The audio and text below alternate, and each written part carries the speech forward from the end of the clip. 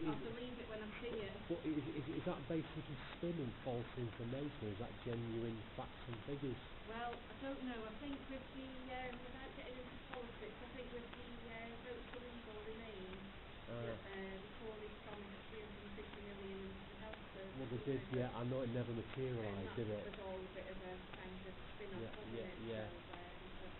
Because I noticed that there's a lot of paperwork, record keeping. Nothing seems to be computerised, and you've got life stories, and you've got documentary tracks already on the internet from years and years ago to do with previous institutions, mental. I mean, they call them colonies for mental defectives, and they call them asylums, didn't they? You know what I mean? They did, yeah. That's not a term that we use anymore. What they used in the 1970s and 60s was the fact that they just changed the words about and all the rest of it all the time. They call them mentally subnormal. We use the word subnormal, but we don't use that word nowadays, do we? No, thank God, yes. You know what I mean? I think it's derogatory, really. Well, I think the word normal is a difficult kind of parameter anyway. But in documentaries going back to 1970, the full of documentaries in Stoke Park Hospital for Colonies for Mental Defectives in Leeds, I think it's Leeds or Birmingham way. The documentary maker used the words that people were classified as being idiots. Now, if you explain my modern day language, it doesn't mean somebody. It's not an offensive term, though, isn't it? So the actual documentary makers years ago, with whatever word in usage at the time, modern day standards would find that quite comical, quite sadly comical, and quite offensive. Well, absolutely, but I guess that's where the term idiot kind of comes from, that it's used in modern day, but people don't know what the origin is of the word. It's just an offensive word, though, isn't it? You know what I mean? Yeah. Alright, anyway, thanks for coming down. Could be better or could be worse. I've got some shopping being delivered in 2 or 3 more days' time, hopefully, which should be better. It should have been delivered last week on Tuesday or Wednesday, but it's approved foods.co.uk, approved food, it may be approved foods or approved food.co.uk. They sell discount food on the internet, but they delivered it by Yodel, like I said, last week, and they said it got damaged at the parcel distribution branch building, and it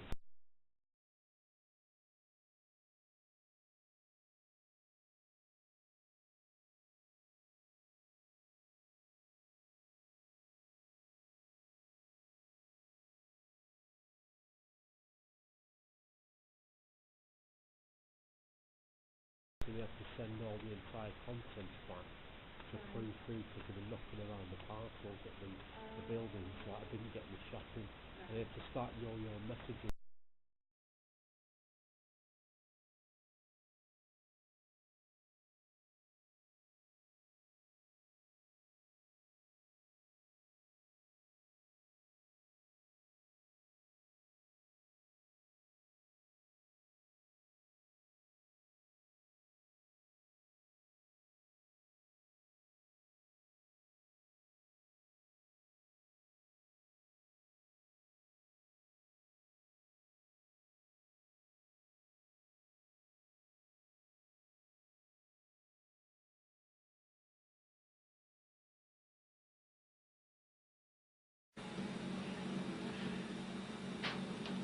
Keep your mouth open.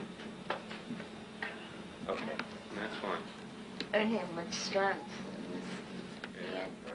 With the choreic disorders, the constant random kind of movements, patients either are unaware or underestimate how bad their movement disorders are.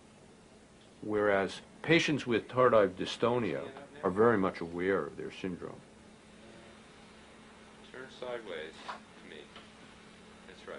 No, that's perfect. Dorothy has these involuntary movements of her arms, particularly her left arm. But the major problem here was the arm and the axial dystonia, so that she's leaning backwards. Just going by itself, huh?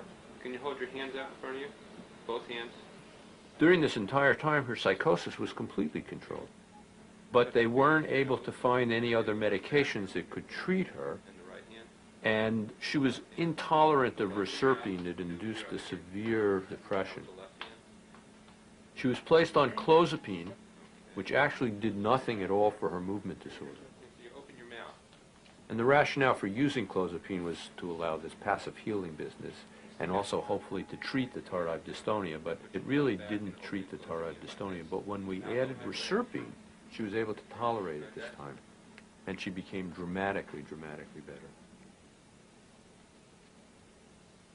This 76-year-old woman has a 2-year history of tardive orofacial stereotypies related to an 8-year treatment of chronic nausea with phenothiazines. How old are you? 77. And what is it that's bothering you the most? My mouth. How long have you had the problems with your mouth?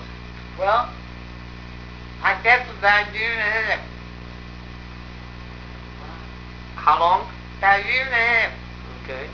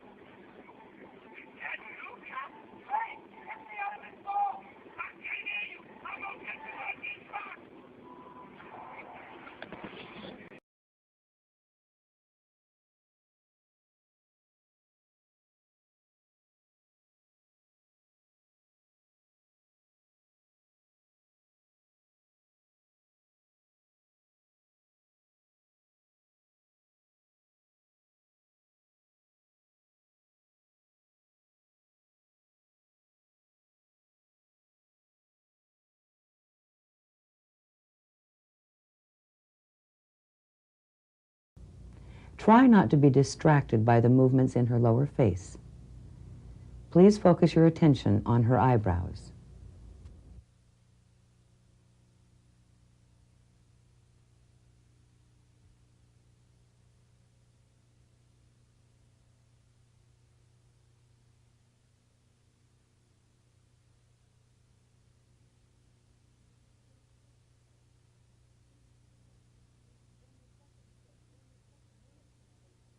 In the second segment, notice this patient's blinking.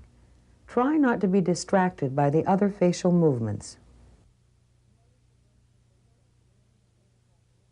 Notice the blinking takes place during the finger tapping exercise. This is one of the activated movements. The 1-point score reduction used by some examiners is not recommended. The score on the screen does not include any such reduction. The second body area to be scored upon completion of the Ames examination is that of the lips and perioral area. The examiner is looking for evidence of puckering, pouting, and smacking. This segment features a rather subtle lip movement. Notice the sucking in the lower lip.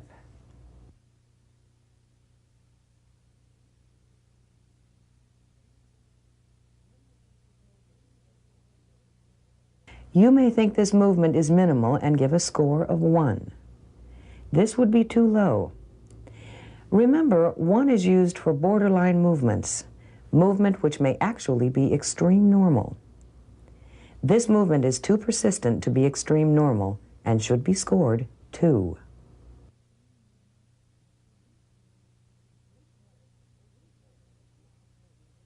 Please notice the frequent movement of the mouth in this segment.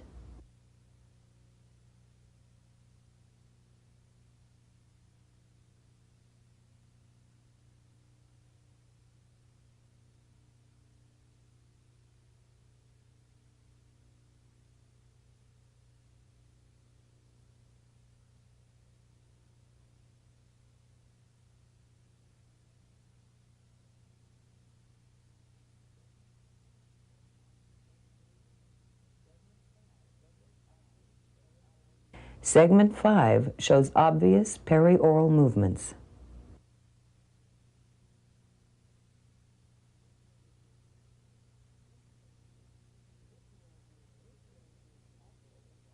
This man's movement disorder also involves the neck muscles, which should be scored on Section 7 of the examination. For now, focus on just the perioral movements. Notice the frequency, also the amplitude, that is to say, the size of the movements.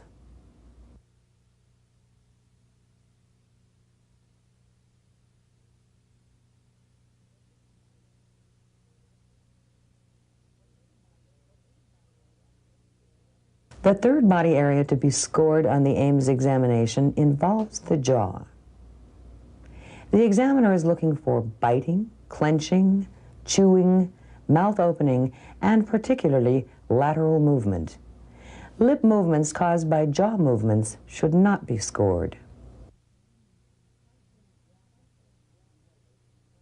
Clenching of jaw muscles can be noticed in front of this man's ear.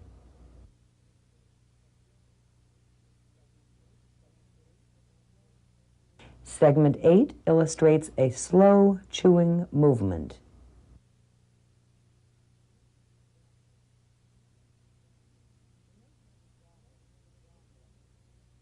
Notice the jaw movement in this segment. The lip movement is secondary to the jaw movement and should not be scored. The patient in segment 10 has constant jaw movement. Notice the frequency and amplitude of the movement does not change. It is the same before, during, and after the activating exercise of extending the arms. This is a good example of why a point should not be subtracted when scoring movements detected during an activating exercise.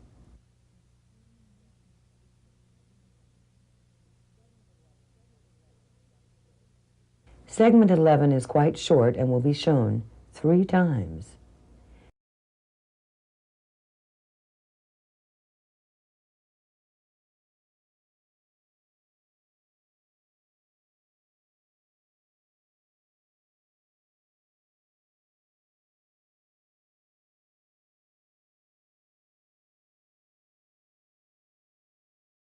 Approved these admins like 7 or 10 or 15 times over. And so she said, we promise you, some of the items are out of stock, so we'll credit your account. We'll deliver it, we'll send it out tomorrow or on Wednesday.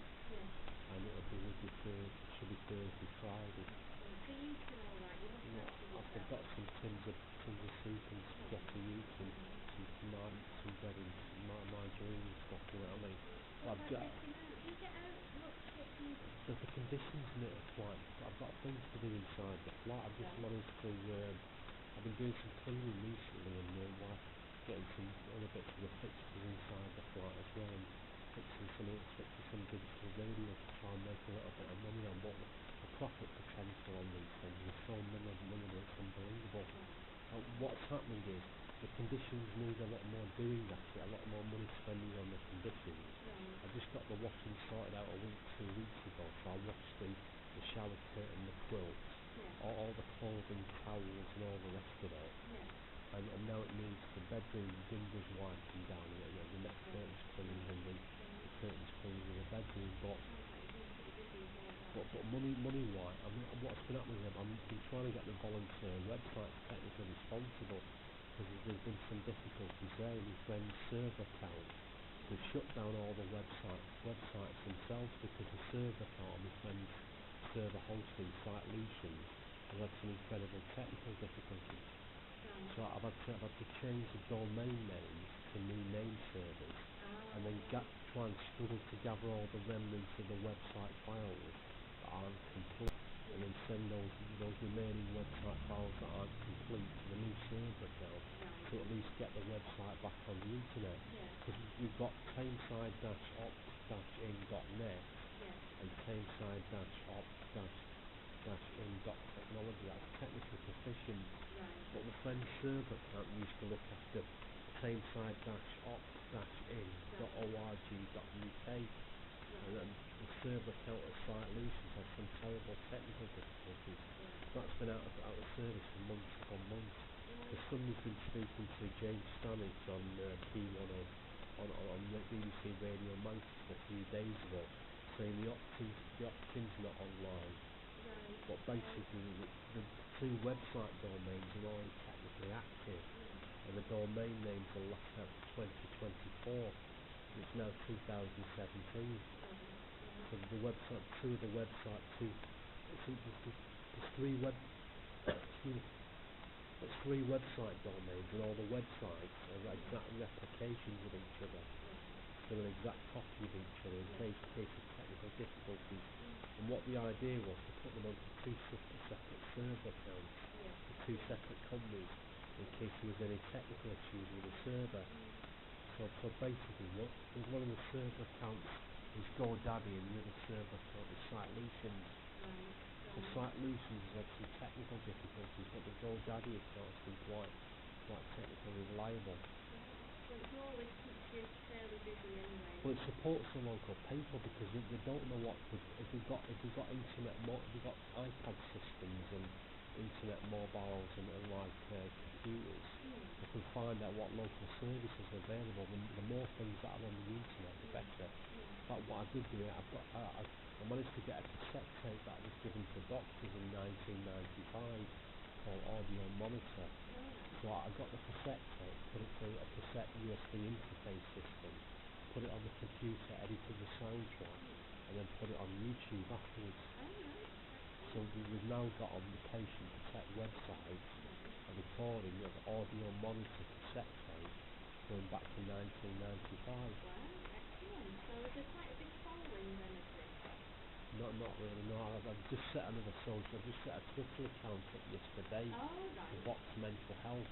Right. So if you go on the computer onto Twitter and tap on the actual Twitter account, Vox, capital V, capital N, capital H, Vox Mental Health, all together, all the words together, at Vox Mental Health.